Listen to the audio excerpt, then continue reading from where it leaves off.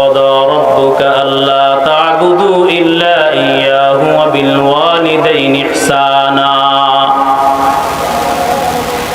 إما يبلغن عندك الكبر أحدهما أو كلاهما فلا تقل لهما أف ولا تنهرهما وقل لهما قولا كريما واخفض لهما جناح الذل من الرحمة وقل رب ارحمهما كما ربياني صغيرا আল্লাহ বলেন যে তোমরা আমি তোমাদেরকে আদেশ করতেছি আমার ইবাদতের পরে তোমরা তোমাদের বাবা মায়ের সাথে সৎ ব্যবহার করো। কাদের সাথে ভাই?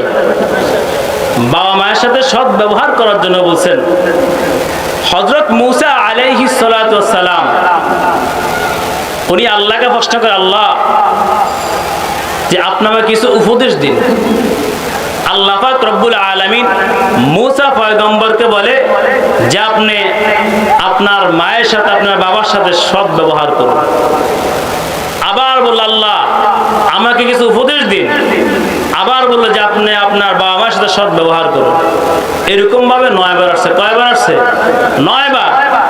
আল্লাহ রাসূল সাল্লাল্লাহু আলাইহি ওয়াসাল্লাম প্রশ্ন করেন, ইয়া রাসূলুল্লাহ যে আল্লাহ পাক আল্লাহ রাসূলের পরে কার হক বেশি? বলল বাবা মায়ের। আবার বলল কার? বলল তোমার মা। আবার বলল কার? আবার বলল তোমার মায়ের। মায়ের কথা আসছে 3 বার। কয়বার আসছে? বাবার কথা 1 বার আসছে। কিন্তু আমাদের সমাজের মধ্যে আজকে বাবা মাকে তো আমরা ঘৃণাই করি। আল্লাহ পাক রব্বুল আলামিন আমাদের সবাইকে যেন সঠিক মতো বাবা মায়ের সাথে সঠিক মতো যেন ব্যবহার করার তৌফিক দান করেন সবাই আমিন। ভাই বাবা মায়ের সাথে কখনো বেয়াদবি করা যাবে না। কি করা যাবে না? বেয়াদবি করা যাবে না। আমি যে আজকে আপনাদের এখানে বয়ান করতেছি, আমার পাশে বসে আমার উস্তাদ, ওনাদের কাছে আসলে আমরা ছোট থেকে বড় হয়েছি। ওনারা আমাদের মাথার তাজ। তো ওনার সামনে আসলে আমার বয়ান করা ঠিক হয় না। তারপর আমি হুজুরের কাছ থেকে দোয়া নিছি। ওনারা আমাদেরকে অনেক দামি বানাইছে। ওনাদের উসিলে আমরা আজকে দুনিয়ার মধ্যে অথবা কোরআন হাদিস শিখতে পেরেছি। আসলে আমার কথা আসতেছে না, যেহেতু আমার উস্তাদ এখানে বসা। সবাই ওনার জন্য দোয়া করবেন, আল্লাহ যেন ওনাকে নেক হায়াত দান করে। তো বলতেছিলাম কার কথা? বাবা মায়ের কথা। কার কথা ভাই? বাবা মায়ের কথা। আল্লাহ রাসূল সাল্লাল্লাহু আলাইহি ওয়াসাল্লাম বলেন যে মায়ের পায়ের নিচে তোমার জান্নাত। কার জান্নাত? ক্বালা রাসূলুল্লাহি সাল্লাল্লাহু আলাইহি ওয়াসাল্লাম আল জান্নাতু তাহতা কদামিল উম্মাহাত। আল্লাহর নবী বলেন তোমার মায়ের পায়ের নিচে তোমার জান্নাত। কার পায়ের নিচে? মায়ের পায়ের নিচে। আজ আমরা তো মাকে পছন্দ করি না, মাকে বলি বুড়ি। কি বলি? গত সোমবারে যুগান্তর পত্রিকা দেখলাম কুমিল্লা 75 বয়সের এক মহিলা, ওনার 7 জন সন্তান। কয়জন সন্তান? 7 জন সন্তান। এই 7 জন সন্তান তার মার কোন সেবা যত্ন কোনো কিছু করতে পারবে না। তারা এক যুক্তি করে মাকে ভ্যান গাড়ি দিয়ে কুমিল্লা এই প্ল্যাটফর্মে ফালাই দিয়ে চলে আসছে। পরে এক এসআই খোঁজ নিয়ে পরে ওই মাকে এখন হাসপাতালে তার জন্য চিকিৎসা চলতেছে। আল্লাহ বলে কি? বান্দা করে কি? বলেন না, আল্লাহ বলে কি? বান্দা করে কি? মার সাথে বেয়াদবি করলে দুনিয়া শেষ, আখিরাতও শেষ। খিদমতে মা দর পে দর কুন সুবহ শাম, খিদমতে মা দর পে দর কুন সুবহ শাম, তাকে বাসি দর্দ আলম নিকুনাম। আল্লাহর পয়গম্বর সাহাবী হযরত আলকামা রাদিয়াল্লাহু তাআলা আনহু, উনি কঠিন রোগ অসুস্থ হয়ে পড়েছেন। আল্লাহর হাবিব উনি কয়েকজন সাহাবী তার কাছে পাঠাইলেন, ও আমার প্রাণের সাহাবী, তোমরা যে আলকামাকে দেখে আসো তার কি অবস্থা। আল্লাহর পয়গম্বর যখন নাকি ওই সাহাবীকে আলকামার নিকট আলকামার নিকট পাঠানোর পর দেখতেছে আলকামাকে কালেমা তালকিন দিতেছে, কিন্তু আলকামার জবান দিয়া কালেমা তালকিন বের হচ্ছে না। এক সাহাবী আল্লাহর নবী সাল্লাল্লাহু আলাইহি ওয়াসাল্লামের কাছে আসলো, আসার পর বলে ইয়া রাসূলুল্লাহ, ইয়া হাবিবাল্লাহ, আপনার প্রিয় সাহাবী তার জবান দিয়ে কালেমাটা বের হচ্ছে না। বলল ওনার মা দুনিয়াতে বেঁচে আছে কিনা, বলে দেখি বেঁচে আছে কিনা।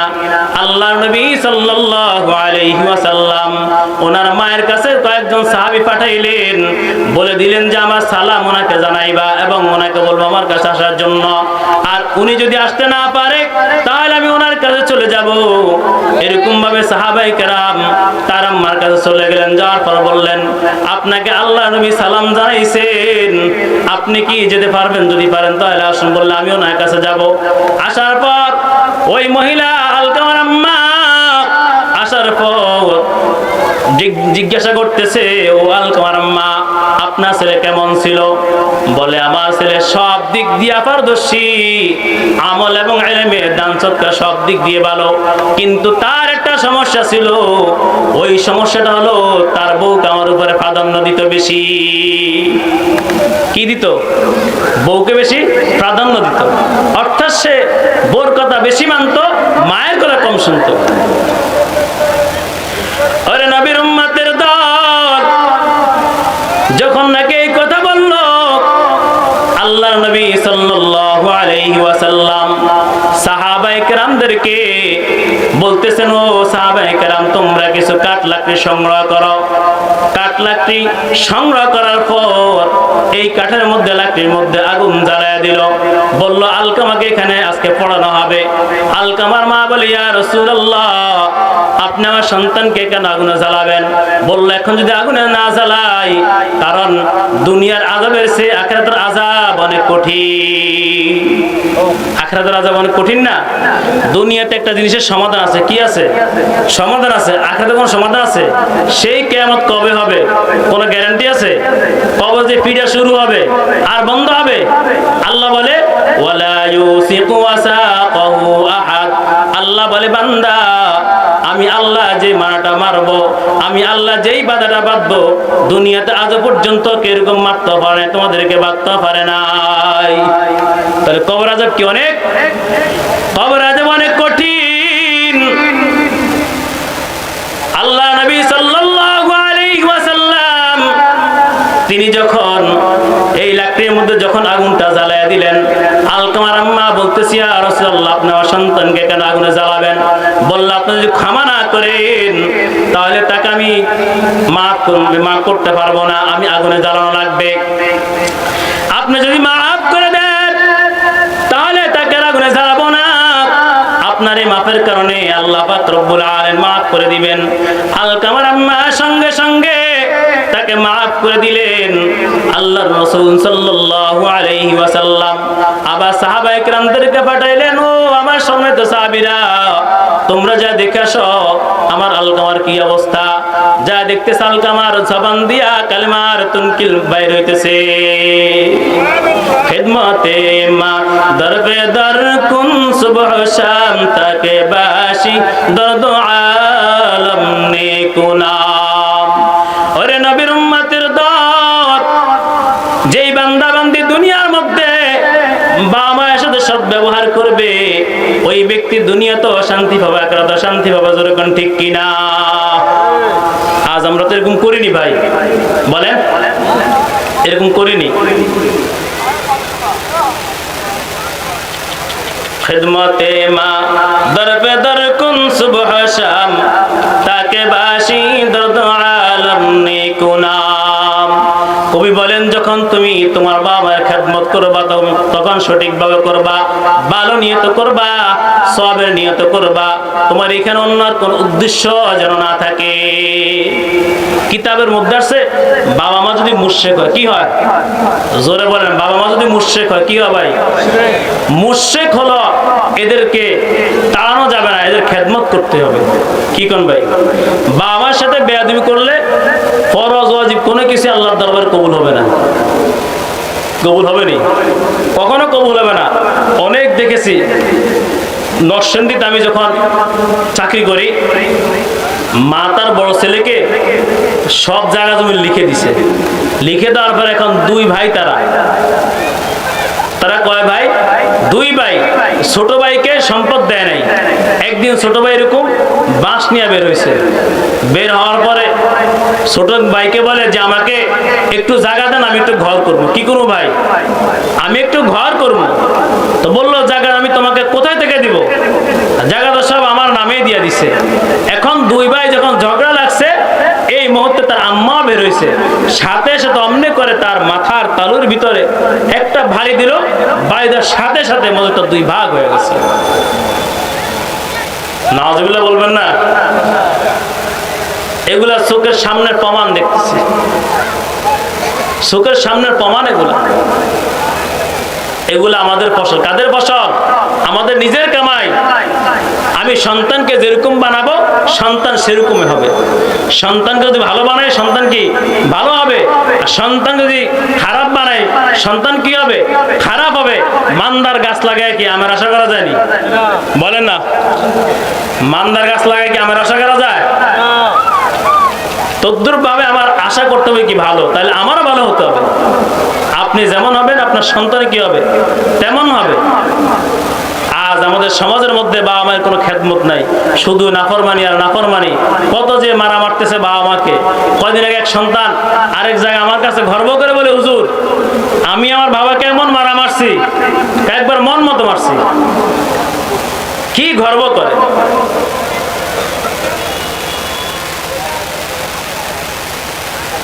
আল্লাহ পাক রব্বুল আলামিন বলেন, বান্দা তুমি তোমার বাবা মায়ের সাথে সদ্ব্যবহার করো এবং তাদের সামনে, তাদের সম্মুখে তুমি কোনোদিন খারাপ আচরণ করিও না, খারাপ ব্যবহার করিও না। এমন ব্যবহার করিও না যেই ব্যবহারের কারণে তাদের জবান দিয়ে উফ শব্দ বের হয়। কি বের হয়? উফ শব্দ বের হয়। তুমি এমন আচরণ করিও না, এমন নাফরমানি তুমি করিও না। তাদের সাথে সব সময় তুমি ভালো ব্যবহার করো। কি বলছে আল্লাহ? সব সময় ভালো ব্যবহার করার জন্য। এখন আমরা করি কি ব্যবহার? বলেন জোরে বলে, কি ব্যবহার করি? কেউ কথা বলে না। ভাই বয়ান কি শুনতে ভালো লাগে না? বলেন, যদি ভালো না লাগে তো ছেড়ে দেব।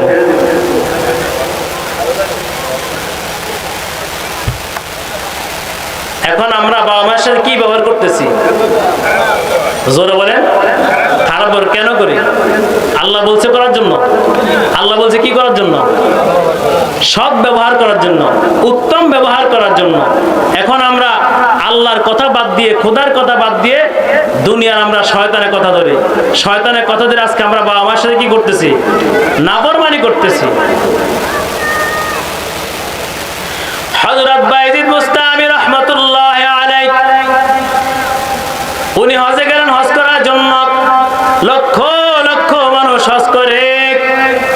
বাইজিদ বুস্তামি রাহমাতুল্লাহি আলাইহি উনি একদিন মুরাকাবায় বসে বলে, আল্লাহ আজ তো লক্ষ লক্ষ মানুষ হজ করেছে, ও দয়ার মালিক আপনি কি সবার হজ কবুল করেছেন কিনা?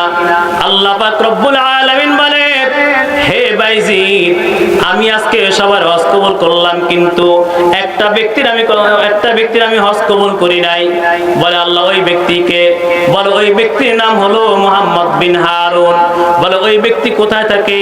বলে ওই ব্যক্তি থাকে বলক শহরের মধ্যে। এই পুরা ঠিকানা রইল। যাওয়ার ঠিকানা লওয়ার পরে এখন উনি ওই হারুনের কাছে রওনা দিল আল্লাহর ওলি বাইজিদ বুস্তামি রাহমাতুল্লাহি আলাইহি। আল্লাহর ওলি বাইজিদ বুস্তামি রাহমাতুল্লাহি আলাইহি উনি রওনা দিলেন বলক শহরের মধ্যে। মুহাম্মদ বিন হারুন ওনাকে দেখার পর এবার মুহাম্মদ বিন হারুন বলতেছে, হে বাইজিদ তুমি কেন আসছো? আমার হজ কবুল হয় নাই বিধানে তুমি আমার কাছে আসছো।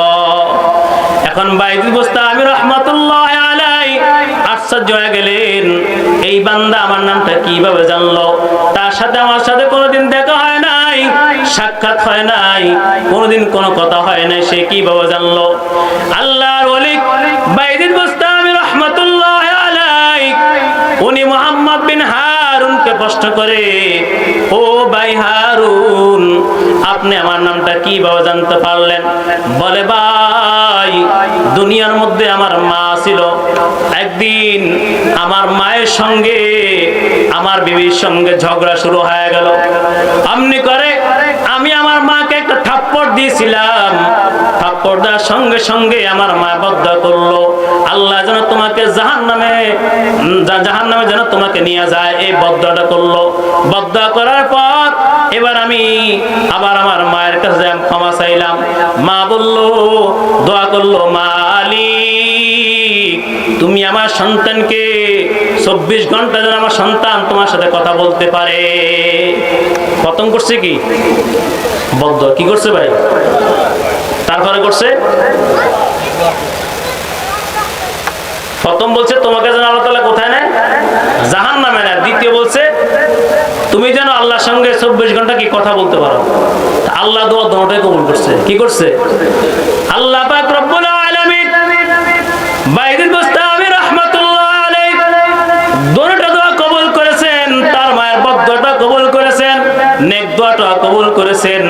নেক দোয়া কবুল করার পর এবার ওই হারুন বাইজিদ বুস্তামি রাহমাতুল্লাহ আলাইহিকে বলেন, ও আল্লাহর ওলি আপনি যেরকম প্রতিদিন আপনি যেরকম এসে আমাকে খোঁজ খবর নেন, এরকম একজন আল্লাহর ওলি এরকম ভাবে আমার খোঁজটা প্রতিদিন নিয়ে নেয়। কিন্তু দুঃখের বিষয় আল্লাহ পাক রব্বুল আলামিন আমার হজ কবুল করে নাই, এই কারণে আমার মা যে আমাকে বদদোয়া দিয়েছে, এই বদদোয়ার কারণে আমার একটা হজ আল্লাহ কবুল করে নাই। এই সংবাদটা শোনার পর এবার বাইজিদ বুস্তামি রাহমাতুল্লাহ আলাইহি আল্লাহর দরবারে দুই হাত তুলে চোখের পানি ছেড়ে দিলেন আর বলেন, ও মালিক আমি একজন তোমার নাফরমান বান্দা, ও আল্লাহ তুমি দয়া করে এই বান্দার সমস্ত হজগুলা কবুল করে নাও। এবার আল্লাহ পাক রব্বুল আলামিন বাইজিদকে বলেন, হে বাইজিদ তুমি দোয়া করেছো, তোমার দোয়া কবুল না করে আমি পারি না, তবে একটি কথা, মুহাম্মদ বিন হারুন আম্মা যেই বদদোয়া দিয়েছে জাহান্নামে নেওয়ার জন্য, কাল হাসরের কিয়ামতের মাঠে আমি মুহাম্মদ বিন হারুনকে জাহান্নামে নিক্ষেপ করব। জাহান্নামে নিক্ষেপ করার পর আমি তার মাকে বলবো, দেখো তোমার সন্তান জাহান্নামে জ্বলতেছে। যখন তার আম্মা দেখবে, দেখার পর তার সহ্য হবে না, তখন সে মাফ করে দিবে। আমি হারুনকে জাহান্নাম থেকে উঠে এনে তার হজগুলা কবুল করব এবং আমি তাকে জান্নাতে দিয়া দিব। খিদমতে মা দর পে দর কুন ইখতিয়ার, খিদমতে মা দর পে দর কুন ইখতিয়ার, তাকে বাসি দর্দ আলম বখতিয়ার, তাকে বাসি দর্দ আলম বখতিয়ার। তাহলে সবসময় কার খেদমত করতে হবে? জোরবান কার? নাজাম বাসলে বলেন, তুই আর জায়গা দেস না, জমিন দেস না, তুই আমার সাথে খারাপ ব্যবহার করাস, আবার আমার রুজি খাস, কিসের তুই বাপ হইছ? এই তুমি কিসের মা হইছ? নাকি যেরকম ব্যবহার করবে? ব্যবহার করতে হবে কি ভাই? সৎ ব্যবহার। ওয়াবিল ওয়ালিদাইনি ইহসানা, আল্লাহ বলেন বান্দা তুমি তোমার বাবা মায়ের সাথে সৎ ব্যবহার করো।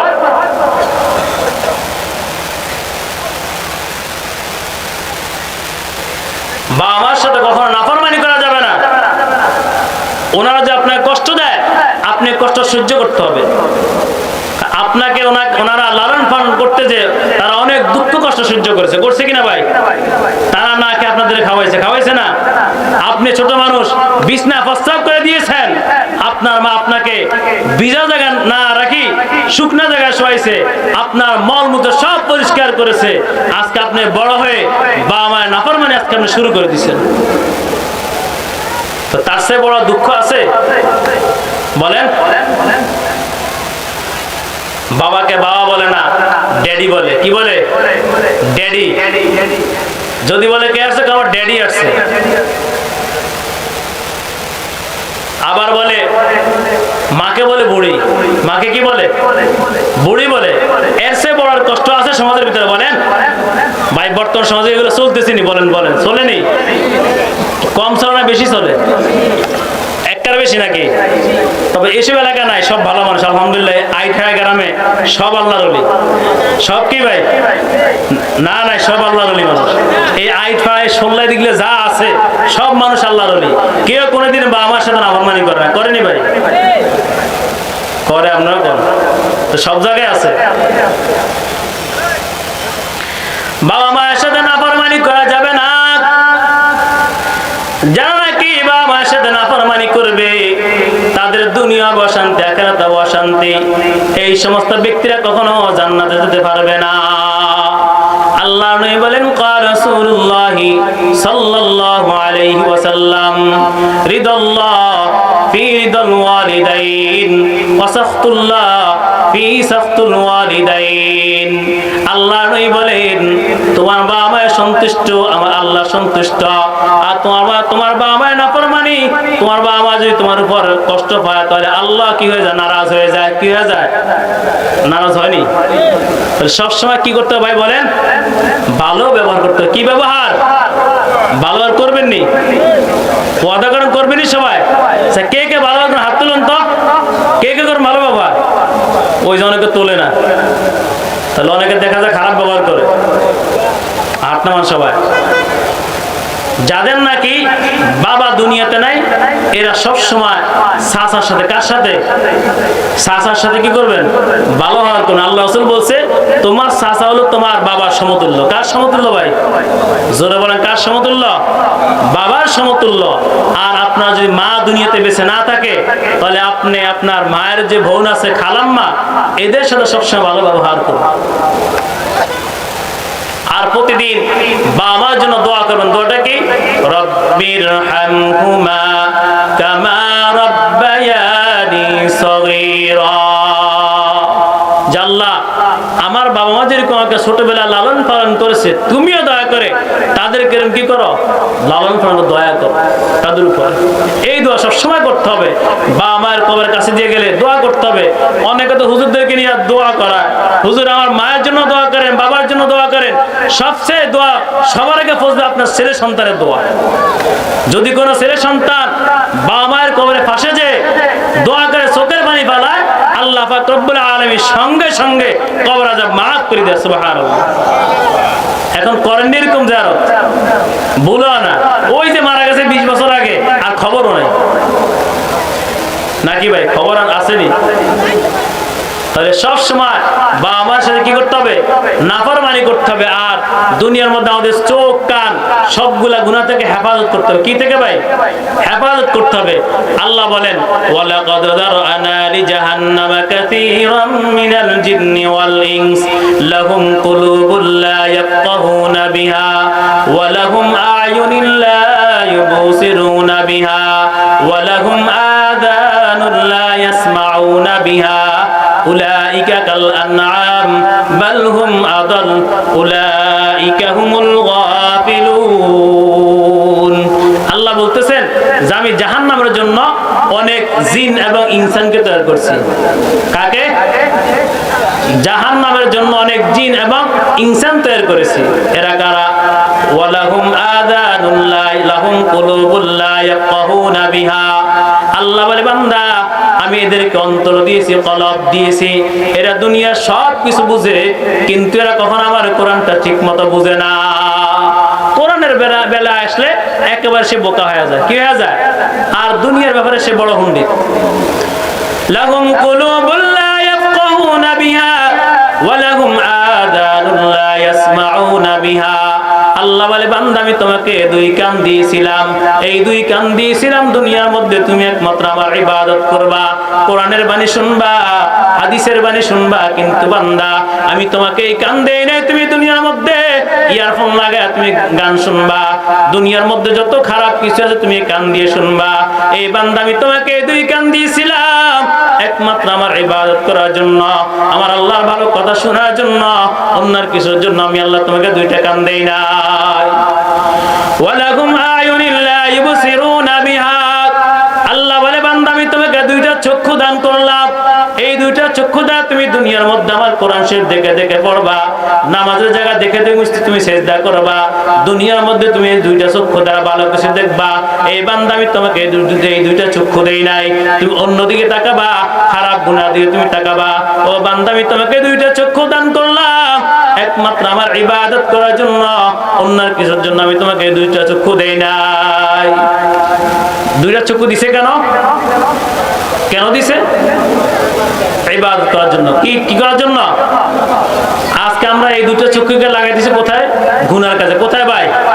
রোডে ঘাটে যদি কোনো এই নারীরা যায় এমন ভাবে তাকাই, ফতুয়া দেয় হুজুরে কইছে এক নজর চাইতাম, এক নজর এমন ভাবে তাকাই একবারে মনে হয় যে সব খাই লেছে। আসলে কি ফতুয়া এটা? হ্যাঁ, যদি বাইসেস কখনো যদি কোনো মতে যদি নজর পড়ে যায় তাহলে সাথে কি নজরটা অন্যদিকে ফিরাতে হবে। হুজুররা বলছে কথা এটা, আর আমরা বলি যে হুজুরা ফতুয়া দিছে এক নজর চাওয়া বৈধ। পাবলিক কত চালাক! পাবলিক চালাক না আল্লাহ চালাক? কৌশল কি আল্লাহ জানে না পাবলিক জানে? ওয়া মাকারু ওয়া মাকারাল্লাহ ওয়াল্লাহু খায়রুল মাকিরিন।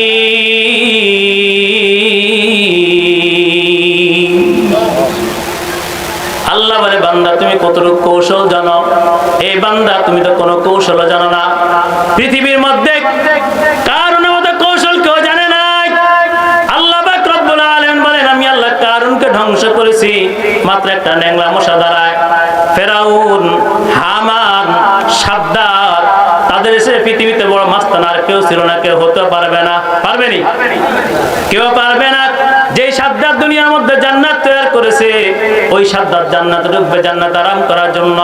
আল্লাহ পাক রব্বুল আলামিন সাদ্দাতকে জান্নাতে ঢোকার জন্য দেয় নাই, সাদ্দাতকে তার আগেই শেষ। তার আগে কি? তার আগেই শেষ। ফেরাউন সেই মিশরের মধ্যে খোদা দাবি করেছিল, আমার সে বড় আর খোদা আর কেউ নাই, আমার সে বড় আর মাতাব্বার মাস্তান আর কেউ নাই। ফেরাউনের নিকট যখন মূসা আলাইহিস সালাম দ্বীনের দাওয়াত নিয়ে গেলেন, দ্বীনের দাওয়াত নেওয়ার পরে দ্বীনের দাওয়াত তার কাছে যাওয়ার পর ফেরাউন মূসাকে বলে, হে মূসা তোমার কি প্রমাণ আছে? তুমি যে পয়গম্বর, তুমি যে দ্বীনের দাওয়াত নিয়ে আসছো। মূসা আলাইহিস সালাম বলেন আমার দুইটা ক্ষমতা আছে। একটা ক্ষমতা হলো যে আমার হাতে যে লাঠিটা আছে এটা ছেড়ে দিলে সঙ্গে সঙ্গে সাপ হয়ে যায়। বলে দেখি। যখন লাঠিটা ছেড়ে দিল অমনি করে বিশাল একটা সাপ হয়ে গেল।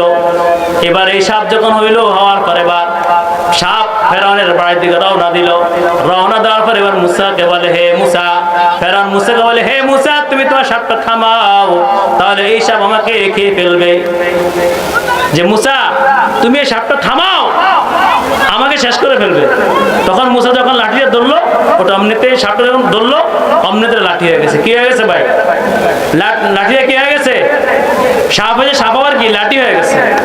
দ্বিতীয় ছিল তার হাতটা যখন বগল থেকে বের করতে আলোকিত হয়ে যেত। সুবহানাল্লাহ। আল্লাহর পয়গম্বর হযরত মূসা আলাইহিস সালাতু ওয়াস সালাম তিনি যখন ফেরাউনের কাছে দ্বীনের দাওয়াত নিয়ে গেলেন, ফেরাউন অস্বীকার করে বসলো। অস্বীকার করার পরে ফেরাউন কি করলো? ফাহাশারা ফানাদা, ফেরাউন সবাইকে জমায়েত করলো, আহ্বান করলো, একত্রিত করে বলল ফাআখাযাহুল্লাহু নাকালাল আখিরাতা ওয়াল উলা। ফেরাউন বলে, সবাইকে জমায়েত করে বলে, আমি হলাম তোমাদের সবচেয়ে বড় খোদা, আমার সে বড় আর খোদা নাই। আল্লাহ সঙ্গে সঙ্গে ফেরাউনকে ধরে ফেললেন, আর ছাড় দিলেন না। কেমনে ধরছে?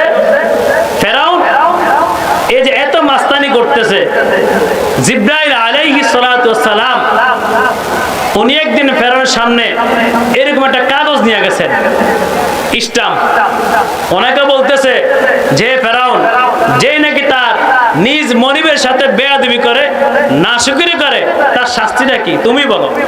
বলে তাকে নীল দরিয়া ডুবে তাকে মারতে হবে। কোন দরিয়া ভাই? নীল দরিয়া। বলে ঠিক আছে রে? বলে হ্যাঁ ঠিক আছে। বলে তাহলে তুমি এই কাগজে একটা সাইন করে দাও। কি করে দাও? সাইন করে দাও। এবার মিস্টার ফেরাউন যখন মুসা নবীর সাথে যুদ্ধ শুরু হয়ে গেল, নীল দরিয়ার কাছে গেলেন, মুসা আলাইহিস সালাম দাঁড়ায় রইলেন। অমনি ভাবে জিবরাইল আলাইহিস সালাম এসে বলেন, হে রাসূল, আপনি কেন চিন্তিত, কেন আপনি দাঁড়ায় রয়েছেন? আপনার হাতে যে লাঠিটা আছে, এই লাঠিটা দিয়ে আপনি নীল দরিয়া আঘাত করুন। আঘাত করার সঙ্গে সঙ্গে নীল দরিয়া 12টি শুকনা রাস্তা হয়ে গেছে। সুবহানাল্লাহ। যখন নাকি নীল দরিয়া শুকনা 12টি রাস্তা হয়ে গেল, এবার মুসা আলাইহিস সালাম তার সঙ্গী দলবল নিয়ে চলে গেলেন, নীল দরিয়া পার হয়ে গেলেন। এখন ফেরাউন নীল দরিয়া এসে বলতেছে, নীল দরিয়া পাড়ের মধ্যে এসে বলতেছে, দেখো আমার ভয়ে নীল দরিয়া 12টি শুকনা রাস্তা হয়ে গেছে। চিন্তাটা করছে কত নম্বর বাটফার? বাটফার তো বাটফার, কত নম্বর বাটফার? এখন ফেরাউন যদিও মুখে বলে কিন্তু অন্তরে বলে না। অন্তরে কোন দুঃখ করতেছে। কি করতেছে? দুঃখ করতেছে। এখন ফেরাউন ধরবে কিভাবে? পৃথিবীতে পুরুষ একটু নারীর পাগল বেশি। কার পাগল বেশি ভাই? জোরে বলেন, কার পাগল বেশি? কি আপনার কি নারী পাগল না? যদি নারীর পাগল না হন, তা মনে করো আপনি কাপুরুষ। পৃথিবীতে পুরুষ একটু নারীর জন্য পাগল এমনিতে থাকে। ফেরাউনের যে সাওয়াইটা ছিল, এটা ছিল পুরুষ। এটা ছিল কি ভাই? পুরুষ। যদিও ফেরাউন মুখে বলতেছে যে আমার ভয়ে নীল দরিয়া 12টি শুকনা রাস্তা হয়ে গেছে, যদিও সে মুখে বলে, কিন্তু সে নীল দরিয়া নামার সে ক্ষমতা হয় না। পরে আল্লাহ পাক রব্বুল আলামিন হযরত মিকাইল আলাইহিস সালামকে একটা মহিলা সাওয়ার নিয়ে পাঠিয়ে দিলেন। এখন এই ফেরাউনটা ছিল পুরুষ, এটা মহিলার গন্ধটা দিছে লাভ। কোথায় দিছে? নীল দরিয়া। কই দিছে ভাই? নীল দরিয়া। লাভ দেওয়ার সঙ্গে সঙ্গে এবার ফেরাউন চলতেছে, পিছন দিকে তাকায় দেখে পুরা ফেরাউনের দলবল সব নিঃশেষ হয়ে গেছে। কিন্তু এখন আর বাকি থেকে ফেরাউন। সামনে দিয়ে রাস্তা শেষ, পিছন দিয়ে শেষ, সব মিসমার হয়ে গেছে। এখন ফেরাউন বলতেছে, আমি বনী ইসরাইল যার উপর ঈমান এনেছে, আমি তার উপর ঈমান আনলাম। এই কথাটা বলতে না বলতে ওই জিবরাইল আলাইহিস সালাম সেই নথিটা নিয়ে সামনে হাজির। দেখেন স্যার, আপনি যে বলছেন এটা সে আপনারই সই, আপনি নাফরমানি করছেন। পরে বাস কাদাটা তার মুখের মধ্যে ডিবিয়ে দিয়েছে। তাহলে কৌশল সবচেয়ে জানে কে? সবচেয়ে বড় কৌশল জানে কে ভাই? আল্লাহর উপর আর কেউ কৌশল জানে? বর্তমান সমাজের মধ্যে এমন কিছু বাটপার আছে, এরা মনে করে এরে সবকিছু, এরে মনে করে এরে সবকিছু। একটু ক্ষমতা পাইলে পুরা দেশটা উল্টে গেল। মনে হয় যে আমার মতো বড় আর কেউ নাই, আমি তো আমি। আল্লাহ কার রাগ, আমি তো দৌড়তেছি, একটু অপেক্ষা কর। তদ্রুপ ভাই দুনিয়ার মধ্যে চলতে হবে অহংকার মুক্ত। কি মুক্ত? অহংকার মুক্ত। ইবাদত করতে হবে ইখলাসিয়াতের নিয়তে, নাকি ভাই? এমন ইবাদত করতে হবে যে ইবাদত দ্বারা আমার যেন কোনো অহংকারী প্রকাশ না পায়, আমার দ্বারা অহংকারী যেন কোনো প্রকাশ না পায়। আমরা তার সমাজের মধ্যে যদি একটু কোনো মতে 5 ওয়াক্ত নামাজ কয়েকদিন পড়তে পারি, তাহলে মনে করি আমার সে বড় মনে আল্লাহর ওলি নেই। আছেন এরকম? আমার সে বড় আর বুজুর্গ নাই, তসবিহ একটা হাতে নেয়, কি বলে? ঠগাইস না, ঠগিস না। অর্থাৎ সে নিজ আগে ঠগাইতো না, কেউ যেন তারা যেন কেউ যেন না ঠগায়। এরকম আছে না কিছু দরবেশ, মানে নিজেকে এত বড় মনে করে, মনে হয় তার চেয়ে বড় আর কেউ নাই।